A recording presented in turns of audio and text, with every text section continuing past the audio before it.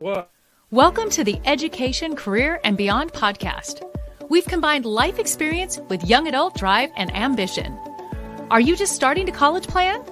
Did you finish your education and wonder, now what? Join us in this lively discussion about the topics you need to know to create the next stage of your life's dreams, careers, finances, education, and more. Brought to you by Voice for Heroes 501c3. We have some glitches today. I don't even know what that's about. This technology. We'll roll with it. Welcome to the Education Career Beyond podcast, glitches and all, double talk and all. Thank you so much, Ed and Capri. As always, this is my favorite time of the week. I'm glad to be here.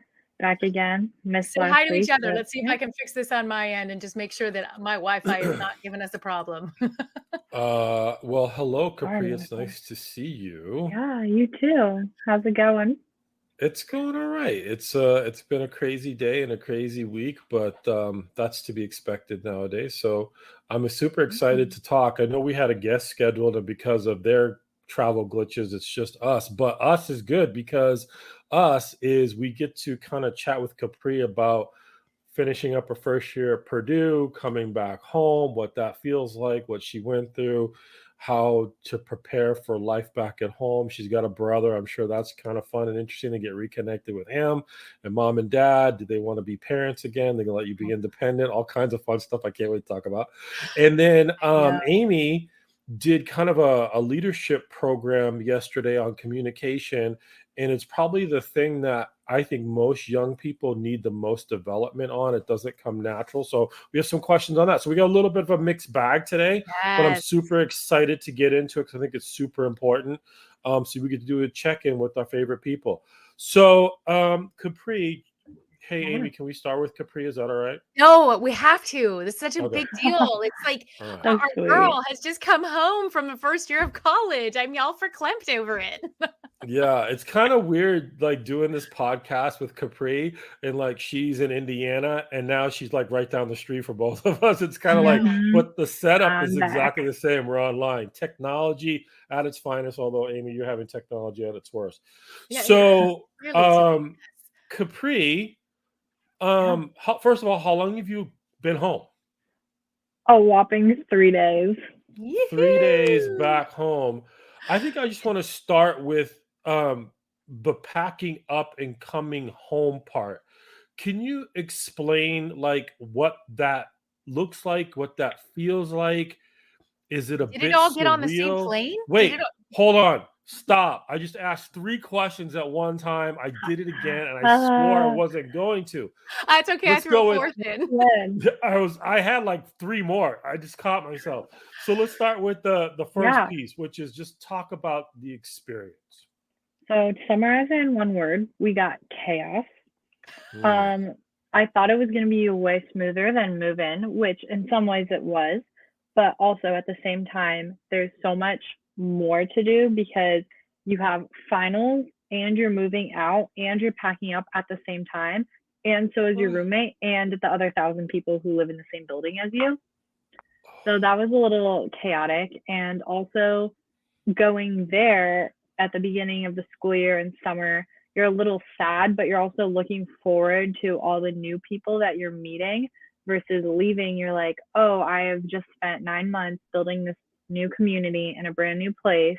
And these are friends. It's a little different than making friends in high school where you're all there, you've all grown up in the same place. It's very different in a lot of ways. It kind of allows you to find groups of people who are almost exactly like you, which is a little strange because it's like, wow, these people have the same experiences or like the same interests as I do, even though they're from 2,000 miles away from where I grew up. So it's kind of bittersweet having to say goodbye, wrap it all up. And then on top of like the academic stress of finals and maybe some nerves/excitement about looking forward to summer and going home. Yeah, that's a whole lot. I mean, but that's what kind of blows me away, Capri, is that they don't even, these are universities been around for hundreds of years, but they're trying to get you guys to cram all of that in a very small space, I'd be like, why don't you let them focus on the academics? Then we can have a proper goodbye, and then Right. everybody can pack up and get out of town.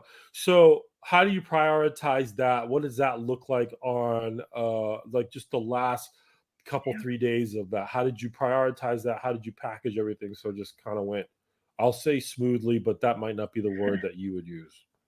Well, when it came down to it, I can talk about my move out in just a minute because that was an experience. But we have dead week. I'm not sure how, like, I'm pretty sure the majority of schools also have dead week, but that week was just full of studying for me. I had 2 in-person finals and then one that was online at the end of dead week, and then also one that was another one that was online during finals week. So I had lots of studying to do, and that was kind of my only priority. And then just kind of as a downtime activity before bed, I was like, okay, like I know I'm not gonna wear my winter clothes anymore. Like, let me pack those up. So I have these vacuum seal bags because I flew home, and I just kind of tried to pack one bag a night so it was more manageable. And so that's kind of how I did that. And then I think I did an okay job about like work. I had to work in the mornings and then I would study in like the afternoon. And then at night, I would kind of just hang out with my friends. So it was like kind of dividing up my time into work, study, and play, or just like hang out and whatnot and kind of have a way to relax. So I think that I would definitely maybe try and keep those boundaries a little more clear so it didn't feel like I was studying for like 20 hours straight. But yeah, and then when I actually came to it, my dad helped me move out, and we were out of my dorm in like 2.5 hours, which I don't know if that's like super speedy or what, but it felt like pretty speedy to me. And everything that didn't have a spot, we were like, okay, let's just get in the car. I can have a spot later. I'm also fortunate enough to have a storage unit with one of my other friends who happens to be from Carlsbad. So I just had to focus on like getting all my clothes sorted out, and then the rest of everything else I kind of just sorted into little bins and put away. So Good. it was So you easy, pretty drove easy back? to pack that. No, I flew back. You flew. Oh my Yeah. goodness. Now, my question is, how long from getting from Purdue to getting into San Diego did you immediately go back into your flip-flops? Okay, this is the most anti-California thing I think I will ever say. I don't own flip-flops. That's it. Show's over. Yeah, I have Yes, my it birth, was nice my working sexy with you, birth. Nice Capri. working with you, Capri. We're sorry, but you just lost I the San Diego card. I know. I'm really sorry. I wear Birkenstocks, so immediately. Yeah. Okay, Those are we very can't. Toes California, are out. though. You're good. Yeah. I traded my flip-flops in for different sandals. What was it like for you returning home after completing your first year of college, which is probably one of the most transformational times of your life? I would say second only to maybe the first year you become a parent. Because if there's any time that really shocks who you are and what you thought life was, it's those two things. As you reintegrate now, do you feel like you're a different person that just went back into your old room? Is it hard for you to equate to your old life and your new life in one package here just for the summer? Yeah, that's a little challenging for sure. And I think Ed touched on this a little bit when he talked about like, oh, like, are your parents going to be your parents? Are they going to be your friends? And it kind of feels a little bit like, oh, everyone here is asking me about how college was, but do you see me as an adult who just finished their first year of college, or do you see like high school Capri or like younger Capri that you've grown up with and I've grown Right. up with you? So it's kind of an interesting thing just to see different people's expectations of like where I should be in life versus where I actually am because I did just come back from college. I think the lesson in that for all of us as we are working with anyone who's just returned from college, first, second, third, or fourth year, doesn't matter, that we need to give grace and space to allow for them to show us who they are now. I'm not going to assume you're anything. I want to just know who you are today, not who you were to us last year. And I think we can all do that with our loved ones that are at this really critical stage in life. Yeah, that's great advice. Yeah. I want to know how it was when you first saw your brother. Was that weird? Because I mean, I know you saw him over holidays, but is that like another one of those get adjusted type of situations? I know you guys are pretty close. Yeah, I'd say like he's really tall. He's probably like 6'5", What? And Oh my God. yeah, my brother's really, really tall. So it kind of just shocked me that I was like, oh yeah, like I know you're this tall, but like you're actually that tall. Like he and I'm not a short person. I'm like 5'10", 5'11". Like he towers over me, and I was like, whoa. So that was a little just like funny moment coming back. But he's also getting his driver's license soon. So we've entered the era of it's not just my car. I have to share our car now. And that is definitely interesting to navigate, especially because he doesn't even have his license yet. So I'm like, oh, if this is just a little taste of like what's to come, we really got to figure this one out. Yes. I could see That's that having smart. its complexities. He's 6'5" and not even driving yet. What vitamins are you taking over there? All of them. Lots of milk. Well, we are happy to have you home, and I'm really glad that you pointed out what it was like to really transition, because, you know, it's, again, we always go back to how Hollywood portrays it, that they just show everybody like skipping, holding their box, and yay, we're home. But I'm sure there's so many emotional aspects that went on as you let go of that first year and all that you've accomplished, the pride in yourself, the sadness of walking away from friends you've just met, or the new routine that you had over there, and then stepping back into an old routine, but also happy to see your friends and family here. You're going to have to continue doing this ebb and flow as that changes throughout these years. That's a lot. I want to get to Amy, but what's the first thing you did or ate just because you were home and you wanted something comfortable? Have you had that experience yet? So when my dad came to Indiana, I said, don't come unless you bring me bean and cheese burritos. I love these mini bean and cheese burritos from Lola's. Anyone in San Diego, North County area, you need to go to Lola's, get these bean and cheese burritos. They're my favorite thing on the planet. So I had those before I got home, but I had some Thai food and it was really good. Yes. Yeah, there we go. And of course, ice cream. Of course. Where do you get your ice cream from? I really like Handles. I knew she was going to say Handles. It's so good. And I'm also a frozen yogurt girl. So the Yogurt Shack, Menchie's, anywhere with frozen yogurt. All right. Handles, Lola's, Yogurt Shack, Menchie's. Any of you want to sponsor this show now? You can see that. You can reach out directly to Amy at voiceforheroes.org. Yeah, I'm a big Handles person. And I'll tell you, if you ever come to Southern California, you come on vacation, let me tell you one thing that I love about Handles. I don't know if I've ever seen this at an ice cream place before, is they have like a sample pack. Where you can I love the 4-scoop sampler. Oh, you kidding me? I mean, come on. You can try anything you want. And then on top of that, you can have it delivered to your house, which the only thing I don't like about Handles is the lines are ridiculous. But yeah, I'll have it delivered. In fact, now I think I know what I'm doing this evening. Thanks. Well, I'm going to make Capri feel better because host confession over here, since Capri has confessed she doesn't wear flip-flops, my confession is that I don't say you've never been to Handles. I don't like it. So, Amy, it was really nice working with you. I wish you the best on your endeavors. Yeah, that one hurt a little bit. I'm savory, not sweet. She had me with the Thai food. That's awesome. Yeah, but I'm savory, not sweet. Yeah. That hurts my heart a little bit. Yeah. Broken. I know. I'm sorry. We just lost the sponsorship. I know. I'm sorry. Yeah, thanks for ruining that. I'm an ice cream snob. When it's a good ice cream, I put myself in a bad situation. The other night I went on a Ben and Jerry's deal where I got 2 pints, and I like Stephen Colbert has an ice cream flavor that I love. Love that. Americone Dream is hands down my favorite. So it's a great by the way, one. I gotta someday on a different show remind me to tell you about how my wife and I submitted a video to Stephen Colbert's show for a small business booster bump thing that we did. We recorded one. I recorded one. So one day we'll talk about why I did it and all that stuff. I have my Stephen Colbert t-shirt I can wear for one of our broadcasts when we discuss that as well. So incredible. I love Stephen Colbert. I do too. Okay. What's that? All right. Potato. So let's dive into this Amy thing. You know what's funny is that we know a lot about Capri.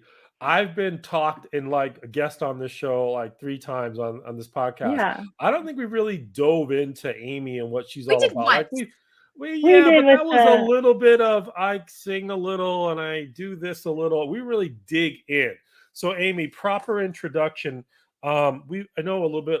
We know a little bit about your past. For those of you who don't, that means you have to go back and listen to every episode of at least season one because you'll find Back it to in there. back.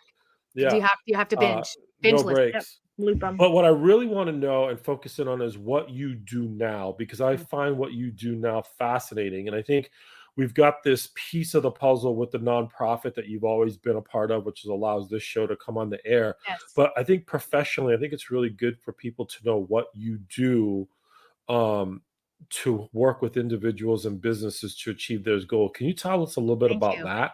Yes. Well, after 20 years with experience as a sales manager and sales leader, a recording touring artist, a former national TV host, business development specialist, I now help professionals with effective communication and self-awareness, branding and messaging to help level up their visibility, their opportunities, and hopefully, especially for nonprofits, their chance to make a bigger impact in the world. So communications has become my life because I learned by doing.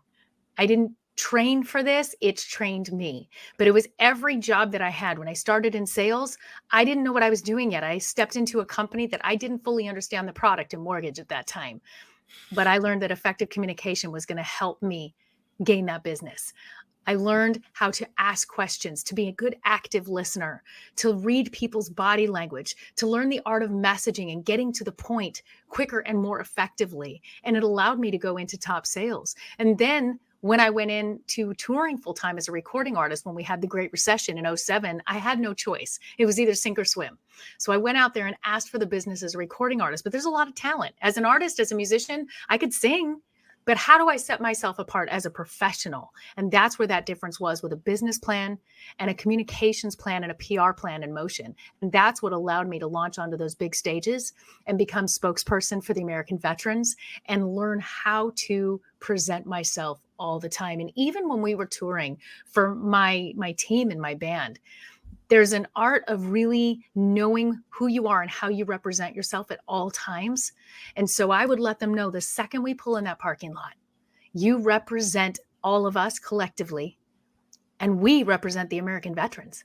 So everything you do, how you carry your face, how you walk, how you greet people, how you interact with each other. Don't cuss at yourself as you're walking to the men's room in between our sound check, because you're being watched. And when we put on our own responsibility of how we're representing ourselves, it really makes a difference at how you represent yourself as a professional in any industry. And I work with teams, businesses, individuals, entrepreneurs of all businesses. I work with nonprofits on finding that message, on communicating effectively. And one of the favorite things that we actually start with, and you guys are going to laugh at this, but it's my number one pet peeve, is the filler words.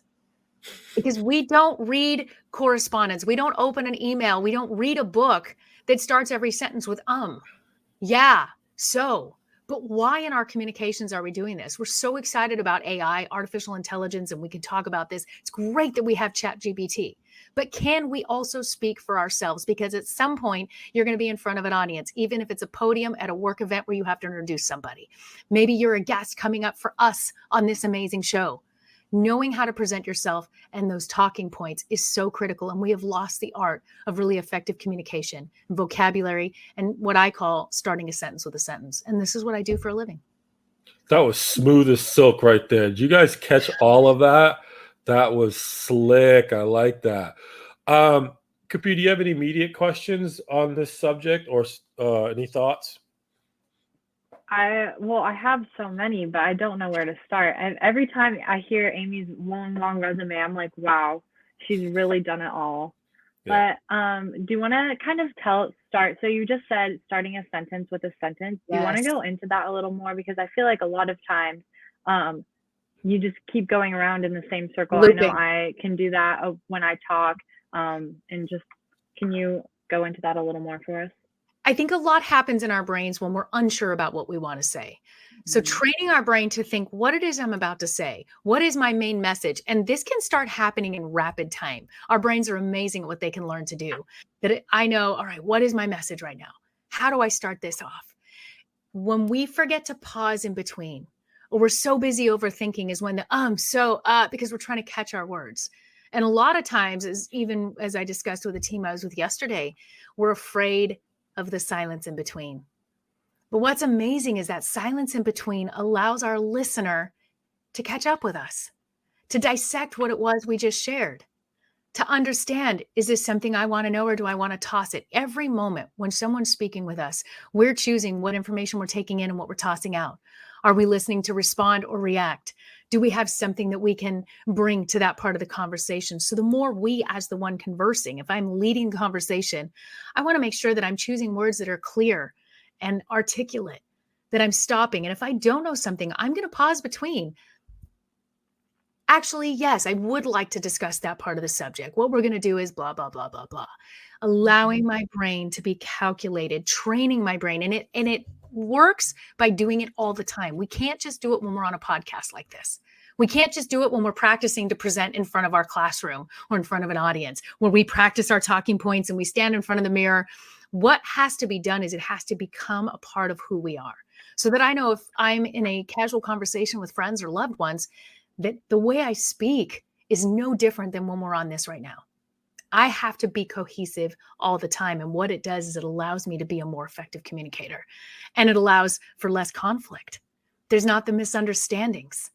You know what my intention is, what my face is saying, what my body is saying is matching what my words are saying. And a lot of times without self-awareness, we're seeing a huge disconnect and the messages aren't aligning. And we watch relationships dwindle or businesses maybe not having that impact that they need to have. That's great. Ed, I know you have a lot of questions to ask Amy. Do you want to take a turn? See, there was an right there. I'm not counting. Well, I'm trying to frame the question in a way that actually has value. And I think I'm trying to connect it back to young people. So when we're dealing with young people communicating, they learn a lot of information in high school and college. I'm not sure that they learn how to communicate effectively with adults. I'm curious what you might recommend to a young person who has to do that. It's not, let me just put it there and then I'll follow up with that. I like that. Hello to Guy Browno, one of our former guests is on here today. He just said that also breaks rapport. So thank you so much for coming in and making a comment. We're excited to have you back. Hey, Guy. For young adults, if we don't start practicing this with each other, and I know that's asking a lot, because the problem is we are definitely living on our texts. We're living with our technology. So we're not practicing our communications. We're answering each other with, and things like that. What we have to do is take that time to challenge each other on how we're communicating. Even if it's just a small block of time when you're with your circle, make an accountability group. Will you help me? Let's do some dialogue together. Let's practice, because what's going to happen is you're going to be speaking with your professors, probably even more as you get into these upper education years, that you're going to need some really good insight. You're going to need their support. You're going to want recommendations. And if you walk up and you're timid and your body language is timid, so please, we have to practice this. I had the beautiful privilege of hosting or judging for a beauty pageant recently for part of Miss California. And I loved all of the girls. They were brilliant, amazing, remarkable, wonderful young women. But there was a difference between those that went up to that interview time and was able to articulate and speak comfortably. Their body language was comfortable. They were engaged with that eye contact. And there was a couple of them that started every sentence with, so, okay, yeah, and then answered their question. We have to practice taking those out. So even as a young adult without the accountability, when you're in your phone calls, your conversations, talking to yourself in the car, start catching yourself. How am I starting sentences? Where is it coming from? What is my main message? What is it I'd like to say? And start practicing the art of putting your own thoughts together in a cohesive way and saying them out loud to yourself, because that kind of practice is going to make perfect. I love that. I was thinking about a family friend of mine who was telling my wife and I about her daughter being, at a young age, 3 or 4, shy and not able to engage, not forget adults, just people in her own age group. And then today, if she's 11, so if you talk to her now, you're having a conversation with a small adult. and I say that to make just ask this question: what role do parents have in helping their kids at early ages to be in a position where they can be comfortable having adult conversations? We have to think about speaking with our young ones about the fact that we are raising many adults. Hopefully, the way that I've spoken with my children all these years has prepared them for adulthood, preparing them for life. We do it with everything else, right? We tell them, don't walk in front of the street with the traffic moving. Be careful, stranger danger, all the things that we're protecting them from. Do your homework, have good habits, brush your teeth, comb your hair. Well, when are we going to start modeling respectful conversation, even with my own children? If my daughter yells from the upstairs, "Hey, mom," I do not yell back, "Yeah, what? What do you want?" No, you I'm gonna text them. No, I don't do that either. Now, sometimes if it's necessary. But if I am verbally responding, I say, "Yes, honey, is there something I can do for you?" Yeah. I show respect to my children. Do you have a minute? Is this a good time for you? There's something I'd like to discuss. Taking that time to model what it is we want them to learn, because guess what? They're going to learn as well. We have to have that responsibility of doing that. It's my responsibility to model conflict resolution. I have 4 grown children that I birthed, and they are going to kill each other if I don't model healthy conflict resolution between them. And getting in those conversations and saying, no, we're going to use our words. No, let's look at the underneath root of this. What your brother's actually really saying is A, B, or C. So can you see it from that perspective and come out of your own ego and maybe match that? Realize this is your little brother that's asking for this attention right now, not something you think he said to trigger you. So taking a look at how you can model that and those healthy communications. And guess where that's going to trickle into? It's going to go into your workplace. It's going to go into your life, into your collaborations, into your cohorts. I cannot be one person in one setting and not in the other. We think that we can have a work personality and a home personality, and it's just not the case. And our resting faces and our engagement and our eye contact and our body language, it all has to model that. And you know, when you see that person that walks in the room that they have that, we've all seen it. We've seen those speakers that get up and they can just kind of have that command presence. Well, one common thing is that each one of those individuals probably also had that insecurity years before. We all have to overcome those insecurities, and the self-awareness is the biggest way to do that. Learning what my face and body are doing, learning to get comfortable with finding my words. I'm not afraid to speak because I know I've trained my brain to be more efficient at doing it. Yeah. I love that statement about what you do in your private life, the way you communicate isn't going to be indicative of how you communicate in your public life or your professional life. And being prepared to be on stage is a huge thing. I would also add that I'm in a situation now where I'm transitioning careers, right? Yes. And people ask me what I do. I always use that as an opportunity to practice. Yes. So when I get on stage to do a presentation, or if I'm in a position where I'm going to raise capital, that story has been worked on. So I use that platform in a place where I want to see how it resonates, how it sounds, what's the feedback, so that you can go, okay, I like that, I don't like this. And then you can tell when it doesn't resonate. You know when it doesn't land. Impact, because there's nothing coming back to you. There is no, oh, wow, that's really awesome. Oh, tell me more about that. If it's like, oh, okay. And then they move on, you have to adjust that story, or you need to change that presentation. Yes. I want to give you an example, and I think it might resonate with both of you. I had the privilege of being able to see Magic Johnson speak. And the only reason I went to this conference in Los Angeles was to see Magic Johnson speak. And he was a great speaker. But the guy who went on before him, I never heard of. And he came on stage and he rocked that joint. Like, he had people, like, it was almost like a revival. People are like, hey, hallelujah. And what was interesting about it is it was a pitch fest. Other speakers were selling things. And he, on this piece of paper for his thing, it was like $25,000. And I look at that and I'm like, I ain't giving anybody 25 grand.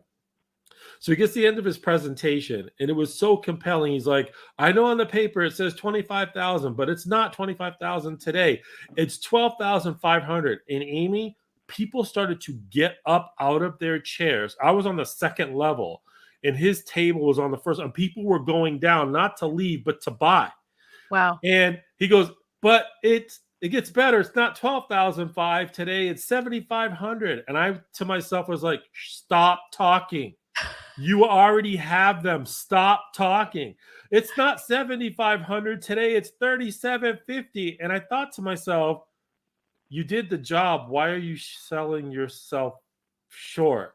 Right. So I'm kind of curious, in communication, that was a long way to get to this question. In communication, presentation, selling, where's that line between I want to just sell something versus allowing the way you presented sell itself, where price almost doesn't matter? Do you have a thought on that, or how those two worlds might collide and you can kind of mess yourself up and start giving away stuff you shouldn't be giving away? I always look to that audience engagement and watching my audience. I do a lot of public speaking in front of large audiences.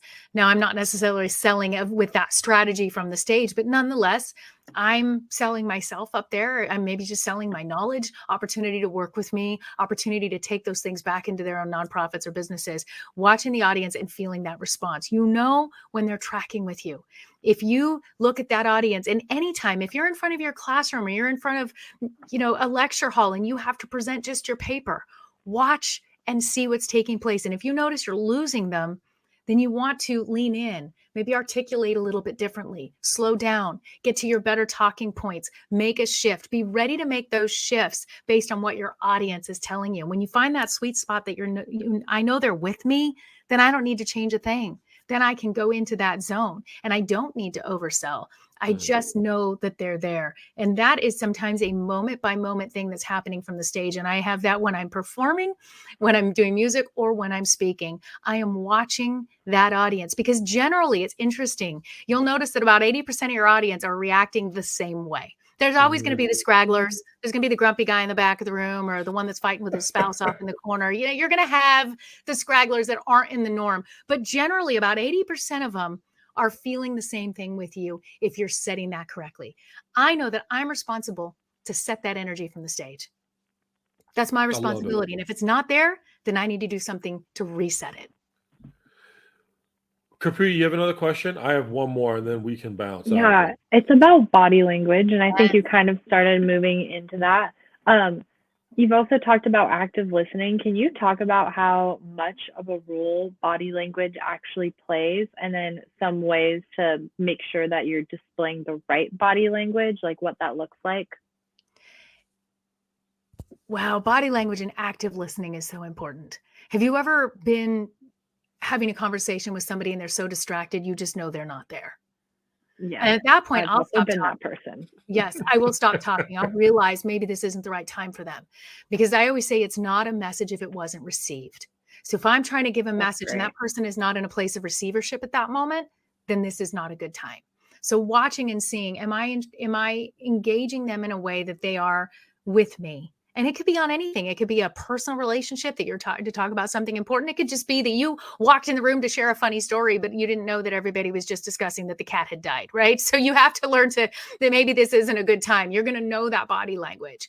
And watching that other person. Now, as the one who's the listener, it's my job to make sure that I'm showing you I'm receptive to what you're saying. I want to give eye contact. I want to nod. I want to have distractions aside. If something throws me off real quick, I say, I'm so sorry. I just noticed on the side that I think my mom just walked in. I need to be alert to that. But I'm going to draw attention to show that I'm acknowledging I got distracted. I'm right back with you. Please continue. It is our responsibility to verbally and non-verbally show someone who's speaking with us. And even if I'm the one sitting in an audience with a speaker, I know that my face is giving them affirmation. My eyes, my smile. When I look in an audience, if somebody's speaking, I see everybody on their cell phones or looking down, I know that poor speaker has already lost them. And it's my job to show respect to the speaker, that I'm showing that I'm listening and engaged, because I know what it feels like to be up there. And I think even in one-on-one, we can show that to each other. And I think with today's technology, I love our technology. Don't get me wrong. We have amazing tools at our fingertips that I can't live without and do my business. However, when it's time to be 100% all in, like right now with you. I'm looking in this camera so you know I'm looking in your eyes. I am engaged here with our audience, and I want you to know I'm 100% here. We have to do the same thing with each other. And when we block out and we give each other that kind of quality respect, it's amazing how your networking, your relationships, and the quality of your communications will instantly increase. Wow. That's great advice. Thanks. It's fun work. I did a workshop yesterday. It was a wonderful company that I was able to work with the top managers of this large corporation. And it is surprising to me how many individuals maybe don't practice this on a daily basis, or some of this maybe was new information because we get so stuck in our own lives and our own stuff that we're not realizing that maybe we're unapproachable. And what does that look like? Maybe I'm showing that I'm distracted. Maybe, and one individual even was really funny, just said, well, I purposely look busy so nobody will bother me. Well, at least he knew he's and I said, at least you're admitting and you know you're doing it. So, okay, that's great. But what if you don't know you're doing that? And then you wonder why you're missing opportunities. Oh, well, nobody wants to talk to me. I don't have any friends, or I'm not getting any opportunities. Well, what is it you're projecting? Because maybe that shift could also open up more opportunities for social engagement or opportunities that you need for your work or your life. Yeah. Do you have any advice about, or like steps to take to look more approachable? Because oftentimes you said it like, oh, maybe I'm holding my phone in my hand, or like I have my head down and I'm working. Like, what are some ways that you can become more approachable or appear more approachable? It all comes down to the self-awareness, learning yourself. And you can do that by putting a mirror in front of you more often when you are in a communication setting, which the best way to do that is if you're on the phone or in a Zoom meeting. Notice what you look like when you're listening. I mean, we've all been on a million Zooms and we know what some of those tiles look like. We've seen what some of those active listening faces are saying and aren't saying. So learning what it is you're saying when you're in that situation. And the only way you can do that is by watching yourself. You may find out you have a natural scowl and you didn't even know it. So now you're unapproachable. We don't know what our faces are doing unless we learn to memorize them, because we're looking out our eyes and not in. Taking the time to actually do a self-study. Watch your videos back. If you're we're all on Instagram all the time. We're all doing selfies. We're all doing videos. Watch it back. What do you look like? What are you presenting? Ask somebody else to be an accountability partner with you and say, can we level this up? If you don't practice, you can't be a champion in this. Great.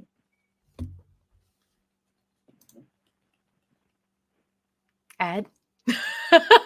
I'm listening. No more, I'm putting things in my brain.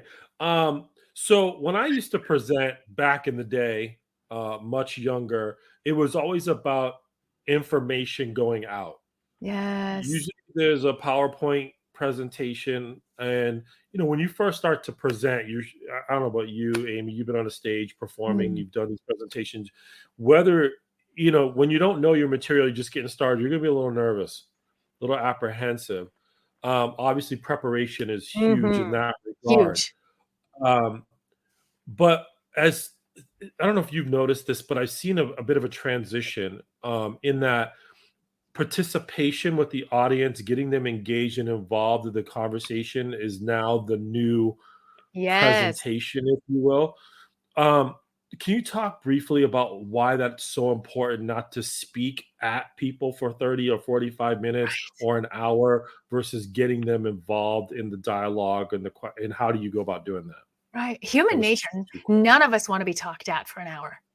We all want to feel like we're a part of the experience, whether it's a learning experience, it's a fun experience. We want to share an experience. As humans, that's what we're looking for. So as a presenter, yes, you're right, Ed. Know your material. I come in knowing my material and ready to adapt it. Every presentation I do with the same slides is a little bit different because I'm reading my audience. I open up with engaging questions. Who in here has ever? And I come in throughout the presentation of asking questions, show of hands, asking for volunteers. If it's a smaller group, we're going to do workshop. I'm going to ask for feedback right there. Then we get back on point, because sometimes I'll see that this particular audience is needing something just a little bit more in this category. And I'm going to make that adjustment to stay in that category and maybe weed out some of the other category, because they'll tell you. And they want to be a part of this experience with you. So together, this is working. And at the end, say, was this helpful? Did you all have some takeaways? And I reiterate those. We're all going to do this, this, and this. Is this helpful for your life and your business? please reach me afterwards for questions, so that it's an engaging experience. And I think we get a lot more real authentic responses when we do it that way. That's awesome. I'm going to ask you the question I ask all of our guests. Mentor. Who was one of the most powerful and influential people you engage with on this journey? Oh, goodness. That's a tough one, Ed. That really is. I would say that my work with the American veterans was the biggest eye opener for me, because it wasn't just me on a stage singing or performing. It wasn't just business settings. Prior to that, I had had all mortgage and real estate and business interactions. But when you put something that's like, oh my goodness, these are Vietnam veterans, which was mostly what I was working with. When you put the heart into that and you realize there's a huge why, that what we're doing out here is saving lives, preventing suicide, saying thank you for a living, I think that the passion element really brought out so much more powerful intent for what I was doing. And what I've been able to do from that experience 15 years ago is take that same passion and intent into everything else that I'm doing. There was an anchor point for me that taught me to put so much more heart and so much more why. When I stand in front of any group, whether it's a one-on-one coaching or like I did yesterday in a workshop format, I say, I wanted to explain to you first who I am, what brought me here, and why I'm so passionate about what I do today, why I'm so excited to share with you today and have these experiences with you today. Setting up the stage that I love what I do and why I love what I do endears that audience to understand that I'm not just up there bored throwing something at them, but I'm here to share with them. But the work with the veterans changed my life. Oh, wow. That's interesting. Thank you for sharing that. Yes. So, Capri, I'm going to ask you a question adjacent to Amy's, career path that she's on now. Yeah. How did you develop the skills to present? Like when you're in high school and you have to do a report, when you're presenting to other young people or adults, how did you develop that skill? I think I developed it a couple different ways. The first way that I remember was in my elementary/middle school. We had a speech competition that you had to participate in every year from 5th grade to 8th grade. And it was pretty low stakes. Like you just wrote your speech and then you gave it in front of your class, which was about 20 people. And at the end of that, each class voted 2 people to go do it in front of the whole school, essentially. And so every year we kind of just had practice doing that. And it was something that everyone knew was coming. And some people dreaded it, some people didn't as much, but we put lots of practice and time and just effort into making sure that we knew how to present ourselves well, especially in public speaking, which I really appreciated. And then also in high school, I was part of 2 different leadership councils, one through the Carlsbad Education Foundation and another through the Mitchell Thorpe Foundation. And both of those, we got to kind of create the curriculum or like suggest what we wanted to learn about. And one of those main points each year was public speaking and how to be a good communicator. And it clearly holds value and is very important. So of course we received lots of guidance about it. Oh, see, there you go. It's getting out of a comfort zone, applying yourself, Mhm. learning what you're doing. That's awesome. Amy, this is for you. Capri, you can jump in on it too. Yeah. In terms of back to the young people, in terms of getting out of that comfort zone, we talked about preparation being important, but what else can they do if they've got a presentation coming up or they recognize that they're timid and shy and they want to work on that? What would be the advice you both would give somebody in that situation? I would first of all advise that they record themselves doing it. Watch it back. Get comfortable with how they look and how they present and make honest assessment of themselves. Because when you watch yourself do it a few times, then you're familiar with what you look like and how you represented. And it's a lot less scary. Because it is, if you're an introvert and this is really new, I love, Ed, you pointed out, be prepared with your material. The more you know your material, the easier it is because you're not going to fumble. Enough is going to throw you off with the nerves. So really be prepared on your talking points. Then practice it with yourself. Record yourself. Watch it back. Record yourself. Watch it back. Now you've done that training. And I share this story from every stage, and I have to say it's really the most powerful words that I can use on a regular basis to make this point. Coach John Robinson is an incredible incredible football coach. He took USC to championship year after year, the LA Rams. And in the last years, he's still the head coach advisor for LSU. He's in his 80s, an amazing, historically champion breeding coach. And I asked him, Coach, why is it important that the athletes watch the tape? He said, Amy, they learn the game from the tape. They learn the plays from the tape. They're not allowed on the field until they've memorized the tapes, because watching the tape creates champions. And that is true in anything in our life. If we watch the tape, if we study ourselves, if we gain that self-awareness, we can become a champion in anything we want to do. And confidence in presenting ourselves is a key component to success in any industry. If you're going to be in the medical field, if you're going to be a support person, IT, stocks, whatever it is you're going to do, you still have to effectively communicate with other humans to set yourself apart, even to get the job, let alone be excellent at it. Watch that tape. It will create that champion in what you're doing. I love that piece of advice. Capri, any thoughts on that question? Well, mine seems much smaller in comparison to what Amy just said, but I'd say the three things are: start early, get feedback, and tell yourself that you can do it. The more time you give yourself to prepare, obviously, the better you're going to know it. And you can do all the things Amy just said, watch it back, you can record, you can listen, learn how you present. And if you need to memorize it, of course, starting early really helps that, so you're not feeling rushed. And then ask others for feedback, because I know sometimes it's really hard to see things that I'm doing, not necessarily wrong, but I could be doing a lot better, and it sticks out easily to others. Just having that outside perspective, and just tell yourself that you know you can do it. If you've put in all the effort and you've put in the time, the practice, then your brain knows what to do by the time you need to present, and it's all there. Yes, That's so awesome. well said, Capri. That was excellent.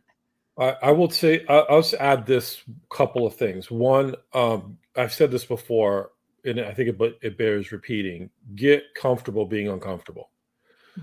And start as early and as young as you can, because the longer you wait, the harder it's going to get. Yes. And I love that idea of recording and watching, or recording and listening. My brother-in-law does some public speaking, and I asked him his process. And I'm 54 years old, and I ask people their process. And I asked him his process. He says, I break it into 5-minute pieces. Yes. And then I record it, and I drive around listening to it. Yes. And I think that's huge, because I have a hard time with memorization.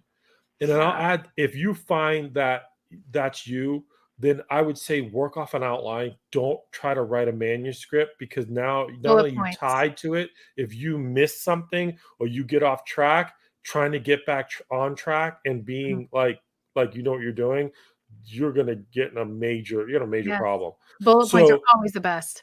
Yeah, I'm a big bullet point person. I'm a big outline person. Get familiar with the concept, and the words will come if you practice, like Capri said. So I loved all of these pieces of advice. I think communication is essential.